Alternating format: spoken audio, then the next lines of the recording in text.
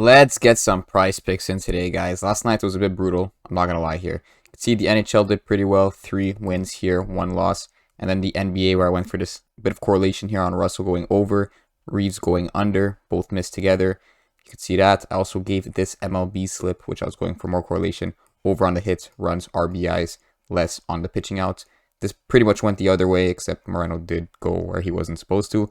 But another example of a perfect slip, but wrong way. You can see here, I took Arizona to go under, and then all of the Philly hitters to go over. But of course, if I took less on all these guys and over on this would have been a perfect slip. So the idea is when I'm doing correlation plays, I either want to see that 0-4 or 4-for-4, because that basically means that the correlation is fully in effect, and that is what's going to happen. So this right here was almost a perfectly correlated slip, but did not fall through, of course.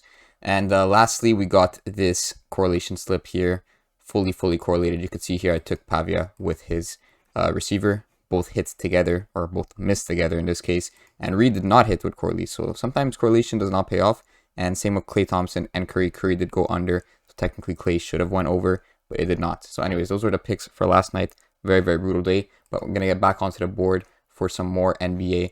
And the first pick we're gonna kick it off with is Bam Adebayo. We're gonna grab him on the under 9.5 rebounds, and another rebound prop here on Wendell Carter Jr. Grab him on the, I was going to say, under 9.5. You see these lines move quick because they are good. So when lines are good, they get moved. Wendell Carter is no longer 9.5, but that is what I was going to grab him at. We'll go on with the other picks, which was Mitchell Robinson on the over 16.5 PRA. I believe, if I remember correctly, there was a pick on Dinwiddie under 29.5. I don't know if we're going to take him. I'll check the board in a second on OddsJuice, and we'll see what we're going to go with. So Dinwiddie under 29, I'm going to show you in a second, was here on the push lines. You can see Dinwiddie and Simons here are both good picks, but I'm going to go for my push line, actually Brandon Ingram under 26 points.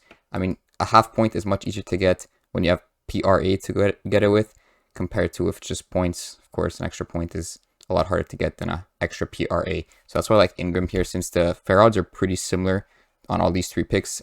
Ingram is actually the best pick of these 3. So we're going to go with this for our push line.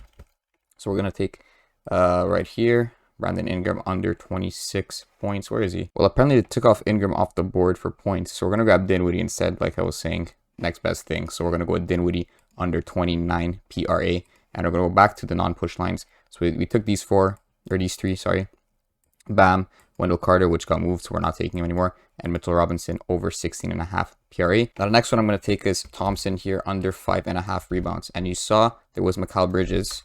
Second, where is he? Under 5.5. You saw Mikal Bridges here under 26.5 points is good. But the reason I don't want to take this in this specific slip is because we already took Dinwiddie under PRA. And of course, if one guy's going under, the other guy's more likely to go over. So we don't want to take both unders on Brooklyn players, because that means there's who's scoring the points if you're taking both unders, right? So you want to not correlate that way.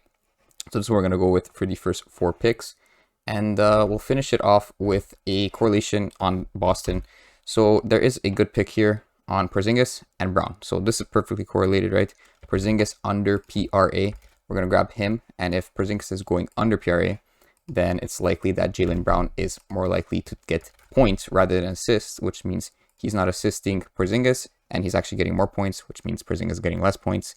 The rebounds and assists is less correlated, but you get the point. So this is the slip we're going with. We got our push line and our 5 regular lines. I'll lock this in for NBA today.